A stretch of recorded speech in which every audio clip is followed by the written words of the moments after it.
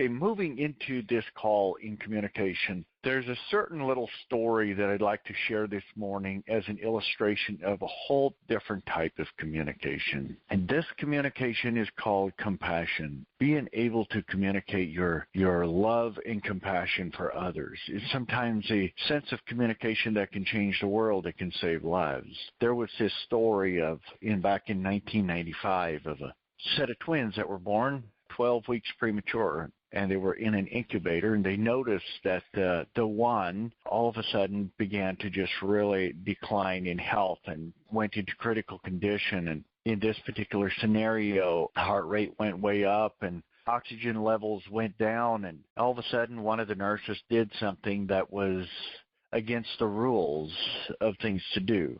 They realized that they were going to lose this one little girl. There were twins, girls, and they realized they were going to lose one, and so she went and took the one out of the healthier one out of the incubator that it was in and moved it over into the one where the one that was about to die, put it in there. And it didn't take just very little for the other one to start to snuggle up to the healthy one, and of course the healthier one put the arm over on top of the other.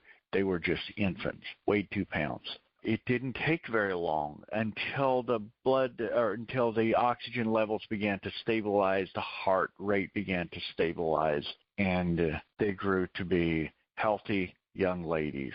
With that being said, sometimes, we just need to have somebody in our life that cares. Sometimes there was no words that was exchanged between those two infants. There was no words. It was just simply the presence of another person that cared and loved this one. And sometimes in our life we run into those scenarios where people just need to feel the communication of love and compassion. And all of us have that ability. But many of us have been hardened through life that we don't feel that. And some people never experience that. And for some of us, we might view our life and say, I never felt that either. That must be why I don't have it to give, which is some truth to that. You cannot give what you don't have. But we all have that within us. We just get to access that part of us that has compassion, that part of us that can feel somebody else's pain at times, that can just, if nothing else, give them a hug to let them know we care about them. Your unspoken communication oftentimes carries more emotional value than the spoken word of communication. And this is something that we talked about the other day on the communication podcast, was that words are actually, in accordance to some studies, are only 7% of the actual communication. There's so much other that comes into the effect of communication, such as body language, such as tonality, such as the setting that something was said in. The list goes on. There's still things that human mind has not yet explored around communication and doesn't have studies on for us to express.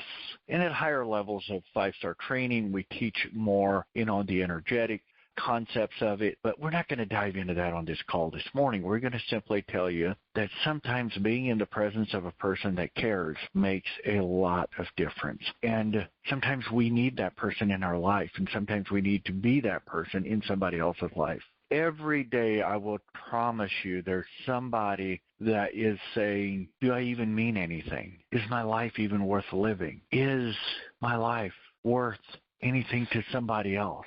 Am I just a loser? Every day there's somebody with those thoughts in their mind.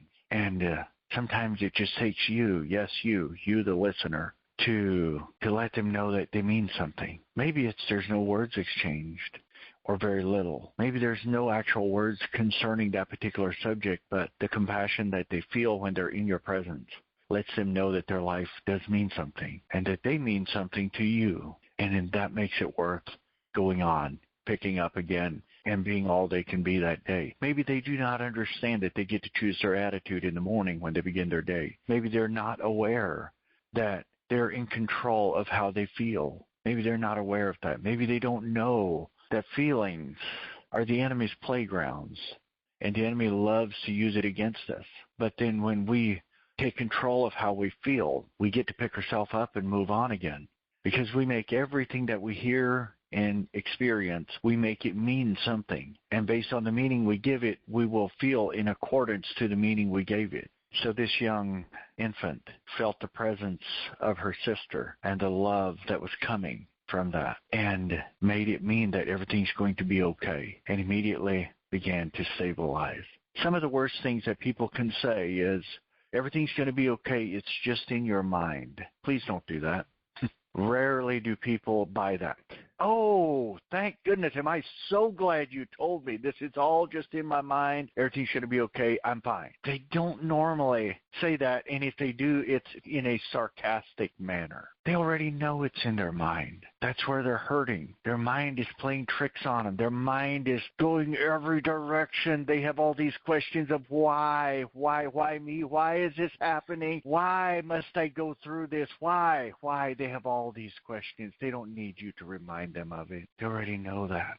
What they need to know is that there's somebody else that cares. Somebody that doesn't have all the answers, but does have all the love and compassion. You know, you can be that smart person that has statistics and says, well, statistically speaking, coming from the study that was done in 2016, you are struggling with, and then you can go off into many words to try to describe how the neurotoxins and how the thoughts are intertwined with the subconscious feeling and right? I mean, let's not go deeper into this. But what that person sometimes needs is compassion and love more than words that they don't understand. Thank you, guys. I want to conclude with this. Sometimes people don't understand all the PhD, college degree, Harvard language, but there's one language that all nations understand equally, and you can speak it, and a person from any language will understand. Even though you may not speak the same language, in terms of verbal words, they all understand this, and that is love and compassion. You will make all your choices the rest of your life. You will make out of either love or fear. Choose love. Thank you, guys. Make it a great day. And as always, remember, don't settle for less than who you are. May God bless you.